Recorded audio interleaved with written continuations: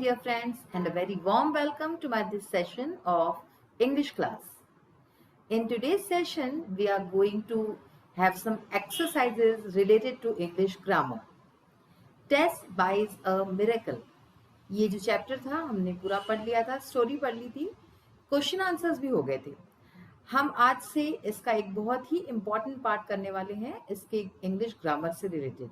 तो आइए देखते हैं without delaying Tess buys a miracle इसका grammar portion. So basically in grammar today we are going to read about direct and indirect speech. A very important topic. ये topic ऐसा है जो आपको आगे तक काम आने वाला है और आगे तक इसके एक्सरसाइजेज आपको आते हैं. 10th तक तो आएगा ही, और अगर आप आगे जाके भी जो है ह्यूमैनिटीज आर्ट्स लेते हैं तो इंग्लिश में आपको ये सब पढ़ना पड़ेगा. तो सबसे पहले डायरेक्ट एंड इनडायरेक्ट स्पीच के बारे में पढ़ते हैं. You can speak or write the words or sentences of another person in two ways. यानी कि आप कोई दूसरे व्यक्ति के कहे हुए जो sentences होते हैं उसको आप बोल सकते हैं या लिख सकते हैं दो तरीके से. By repeating the words or sentences of the other person as they were. पहला तरीका है कि जिस तरह से उस व्यक्ति ने बोला हो बिल्कुल वैसे का वैसा रिपीट कर देना, है ना. और दूसरा तरीका है by stating the meaning of the words or sentences of the other person in your own words. दूसरा तरीका होता है कि व्यक्ति ने जो कहा है उसको हम अपने तरीके से बिना उसका मतलब बदले हुए हम बोलते हैं. इसको और अच्छी तरीके से समझने के लिए देखिए. Suppose Amrita speaks the words I am tired. अब ऐसा मान लीजिए कि अमृता एक लड़की है और उसने ऐसा कहा है कि आई am tired. Any person other than Amrita can express her words in the following ways. अब अमृता के अलावा अगर कोई और उसकी ये बात कहना चाहे तो वो दो तरीके से कह सकता है. कैसे? पहला तरीका है Amrita said I am tired. पहला तरीका है कि अमृता ने कहा मैं थकी हूँ. दूसरा तरीका क्या हो सकता है? और Amrita said that she was tired. दूसरा तरीका होता है कि अमृता ने कहा कि वो थकी हुई थी. तो ये दो तरीके थे. In the sentence A, the exact words of the speaker, that is I am tired, are quoted within the quotation marks. तो पहले सेंटेंस में आप देख सकते हैं कि अमृता ने जो कहे थे उसके एग्जैक्ट वर्ड्स हमने लिखे और उसको कोटेशन मार्क्स में हमने लिखा. ये इसको कोटेशन मार्क्स कहते हैं. This is called the direct speech. तो इसको क्या कहते हैं? इसको डायरेक्ट स्पीच कहते हैं. और दूसरा जो तरीका था, in the sentence B we have reported what Amrita the speaker said. Second sentence में हमने रिपोर्ट किया, हमने बताया कि अमृता ने क्या कहा. That is she was tired. तो ये क्या था कि शी वॉज टायर्ड, वो थकी हुई थी. ये हमने रिपोर्ट किया, हमने बताया without coating the exact words. और इसमें चूंकि हमने बिल्कुल एग्जैक्ट वर्ड्स नहीं लिए थे इसलिए उसको कोटेशन मार्क्स नहीं लिए. This is called the indirect speech. तो इसको क्या बोलते हैं? इनडायरेक्ट स्पीच बोलते हैं. तो डायरेक्ट स्पीच क्या हुआ बेसिकली कि जिसमें हम वो के वो शब्द लेते हैं जो कि जो भी सेयर होता है, जो बोलने वाला होता है उसने कहा है. और इनडायरेक्ट स्पीच में क्या होता है कि हम उसको थोड़ा सा अपने हिसाब से जो है बोलते हैं. Here you will also observe the following facts. इसमें ये सारी बातें भी ध्यान रखने वाली होती हैं. The first sentence gives Amrita's words as they were spoken by her.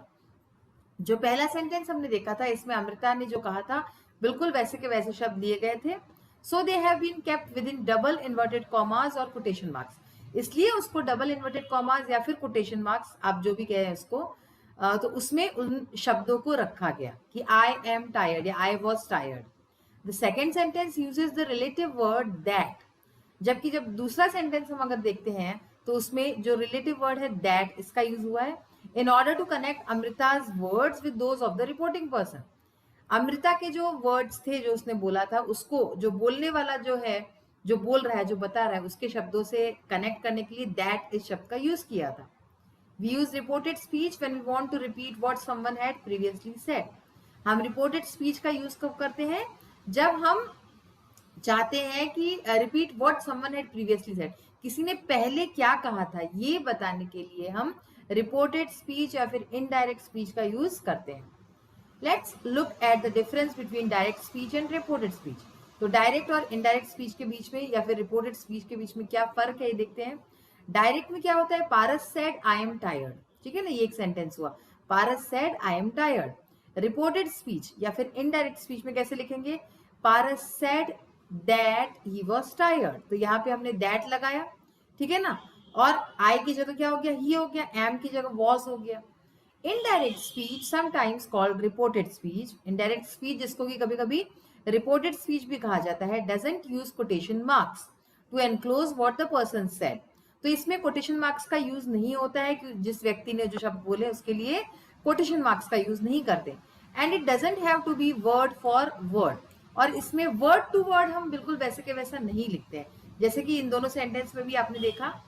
When reporting speech, the tense usually changes. जब हम रिपोर्टिंग स्पीच लिखते हैं यानी कि इनडायरेक्ट स्पीच लिखते हैं तब अधिकतर जो है टेंस चेंज हो जाता है। This is because when we use reported speech we are usually talking about a time in the past. ऐसा इसलिए होता है क्योंकि अधिकतर जब हम रिपोर्टेड स्पीच का यूज करते हैं तो हम पास्ट टेंस के बारे में बता रहे हैं, मतलब किसी पहले हुई घटना के बारे में बोल रहे होते हैं। Because obviously the person who spoke originally spoke in the past, क्योंकि बहुत ऑब्वियस सी बात है, जाहिर सी बात है कि जो जिस व्यक्ति ने जो शब्द बोले हैं वो पास्ट में वो पहले बोल चुका है, उसके बाद हम उसको बता रहे हैं, इसलिए पास्ट टेंस का यूज करते हैं। The verbs therefore usually have to be in the past too, और इसीलिए जो verbs होते हैं उसको past tense में करना जरूरी होता है, जो क्रिया के शब्द हैं। In reported speech we need to use the past tense form of the verb, तो इसलिए रिपोर्टेड स्पीच में जरूरी होता है कि वर्ब के पास्ट टेंस फॉर्म्स का यूज हम करें। In direct speech the present tense is use, जब डायरेक्ट स्पीच लिखा जाता है तो उसमें प्रेजेंट टेंस का यूज होता है। As you can see in the above sentence, am changes to was, जैसे कि अभी आपने देखा कि am को was में चेंज कर दिया गया है ना।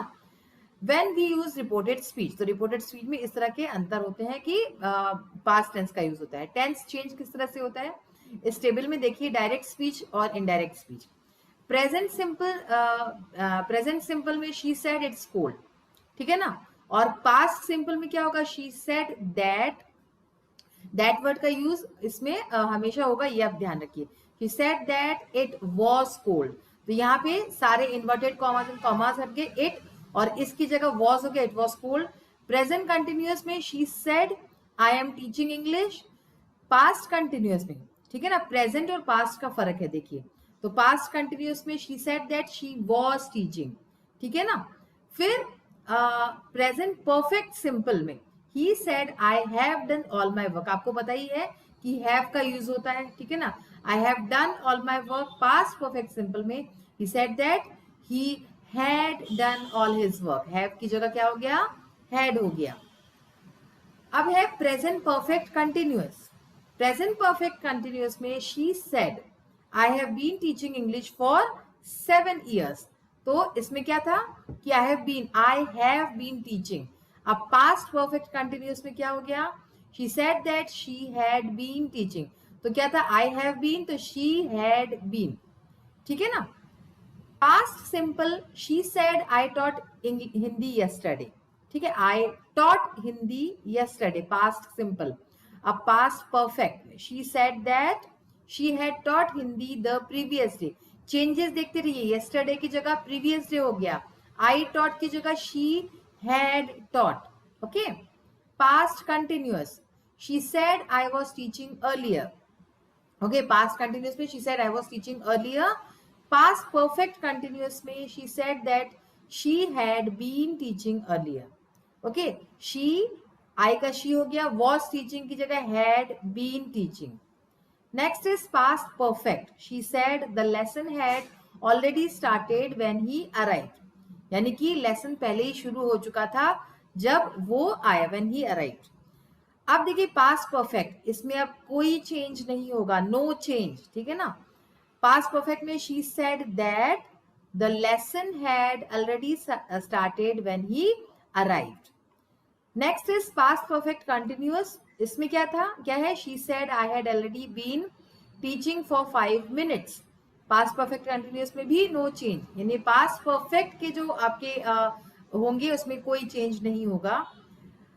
She said that she had already been teaching for 5 minutes। ये टेबल बहुत ही इंपॉर्टेंट है, इसको आप फिर से अपने मन से पढ़िए, मैंने पढ़ाया, इसको समझिए कि चेंजेस कहाँ कहाँ हुए हैं। अब नेक्स्ट जो इसका सेगमेंट है that we will read in the next session. आइए अब इसका एक्सरसाइज पार्ट देखते हैं। So let's start with the exercise of word study. Here are some words given and there is one odd word in each group. एक odd word हर group में है तो हमें उसको जो है समझना है और हटाना है. Given below are groups of words. Identify and circle in each group the word that does not belong to the rest. तो हर group में एक शब्द है जिसको सर्कल करना है जो कि odd word है, ठीक है, that does not belong to the rest. तो फर्स्ट में देखिए disease, doctor, treatment, confident, diagnosis. तो अगर हम देखें disease, doctor, treatment and diagnosis, ये सारे वर्ड्स जो है डॉक्टर से रिलेटेड हैं, हॉस्पिटल से रिलेटेड है ना. और कॉन्फिडेंट का क्या मतलब होता है? कॉन्फिडेंट यानी कि जब हम बहुत हमें कॉन्फिडेंस होता है, आत्मविश्वास होता है, दैट इज कॉन्फिडेंट, है ना. तो इसलिए ये शब्द एकदम अलग है. नेक्स्ट में देखिए medicine, cupboard, table, chair, stool. तो as obvious cupboard, table, chair, stool ये फर्नीचर के पार्ट्स होते हैं ना, जबकि medicine is all together different. So हमने देखा कि फर्स्ट में कॉन्फिडेंट, सेकंड में मेडिसिन, ये वर्ड्स डिफरेंट है तो इसको आप सर्कल कर सकते हैं. थर्ड में है annoyed, irritated, loving, angry, cross. Now if we see annoyed, irritated, angry, cross, तो इसका मीनिंग कहीं ना कहीं मिलता जुलता है कि जब कोई बहुत परेशान हो जाता है, गुस्सा होता है किसी से, है ना, इरिटेट, तो ये सारे मीनिंग एक में आते हैं. जबकि लविंग यानी कि लविंग, प्यार करने वाला, तो ये शब्द अलग है. वाइफ, हस्बैंड, डॉटर, सन, फ्रेंड, बहुत ही ऑब्वियस सा है, सिंपल है कि बाकी चारों जो है, अगर वाइफ, हस्बैंड, डॉटर, सन की बात करें तो पार्ट ऑफ फैमिली होते हैं हमारे, और फ्रेंड जो है हमारी फ्रेंड फैमिली का पार्ट नहीं होता है, इसलिए फ्रेंड डिफरेंट है. Well dressed, smart, elegant, unkempt, well known. अब इसमें अगर हम वेल नोन शब्द देखें, वेल नोन का मतलब होता है कि जो बहुत फेमस होता है, जिसको सब जानते हैं. जबकि बाकी सारे शब्दों का मीनिंग जो हम एक बाहरी व्यक्ति को देख के हम कहते हैं ना कि he is very well dressed, she is very smart, elegant, unkempt, तो ये सारे हम बाहरी उसके रूप को देख के, कपड़ों को देख के वगैरह बताते हैं. लेकिन वेल नोन का मतलब फेमस होता है, तो दैट इज डिफरेंट. अब देखिए ग्रामर में अभी हम डायरेक्ट इनडायरेक्ट स्पीच के बारे में पढ़ रहे थे, उसी के बारे में एक एक्सरसाइज है. Rewrite the following sentences into indirect speech. कुछ सेंटेंसेस दिए हुए हैं, उसको इनडायरेक्ट स्पीच में हमें चेंज करना है. तो देखिए फर्स्ट सेंटेंस है father said only a miracle can save him now. इसको इनडायरेक्ट में चेंज करेंगे तो कैसे होगा? Father said that, comma, inverted commas हमेशा हट जाते हैं, आपको ध्यान होगा. Father said that only a miracle, can की जगह कुड हो गया, कुड सेव हिम. अब नाउ है तो नाउ का को बदल के देन हो जाता है, ठीक है ना. तो could save him then. Second sentence है my brother is really sick said Tess. तो इसमें कैसे होगा? इन्वर्टेड कॉमर्स फिर से हट जाएंगे. टेस ने कहा है तो सबसे पहले इसमें आ जाएगा टेस. तो टेस सेड दैट, ये बात ध्यान रखिए, चाहे पहले हो चाहे बाद में हो, सेड वाला जो पार्ट होता है वो पहले आएगा, ठीक है ना. तो Tess said that my brother, किसका ब्रदर? टेस का brother. Tess is a girl, तो इसलिए माई की जगह क्या हो जाएगा? हर. हर ब्रदर इज की जगह वॉज हो गया, past tense, was really sick. Next is mother said to her husband I wonder how much Andrew's surgery cost. तो इसमें कैसे चेंज हुआ?